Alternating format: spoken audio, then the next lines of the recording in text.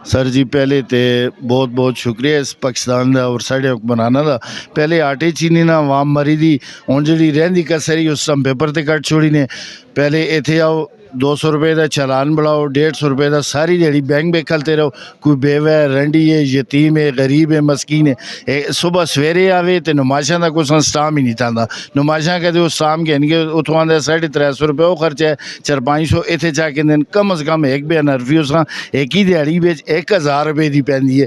पहले इतने जोड़े समेंडर है उन्होंने को स्टाम था 300-350 रुपये टोटल 10 मिनट के अंदर अंदर उन्होंने सारा काम हो चलता है। फिर इतने जोड़े साढ़े स्टाम वेंडर भरान उन्होंने को किसी को 10,000 रुपये दे पे देन किसी को 20,000 रुपये दे पे देन। वो फजूल उन्होंने किसी कमे दे नहीं। ये गरीब लोग किधर जो मरुन खुदकुशियाँ करूँ या के करूँ खुदा का वास्ते कोई असल दस वासी के करा किस तरह असा मारसो जींदे जी मारसो गोलियां मारसो के करसो असी बच्चों से टुकड़ा लगवा के करा असी अज सुबह तो दफ्तर जो है जिस किसी को 2-4 दाने पिछले स्टाम पे दे वो भी चाह के कहेंगे इन्हें देखे जी लाइसेंस कैंसिल कर सा ये कर सा। हर आदमी परेशान है कर्जे मांग मांग के लोग इस टाइम वेंडर स्टाम कटा दें। ये स्टाम नहीं चलता जी। बैंक में जो लो सुबह 8 बजे जोल के बैंक में खोलो नुमाइशा वेले वो स्टाम आने दे नुमाइशा वेले लिख के दो 1000 रुपये का कम अज़ कम 1000 रुपये का एक स्टाम ते खर्चा है जी।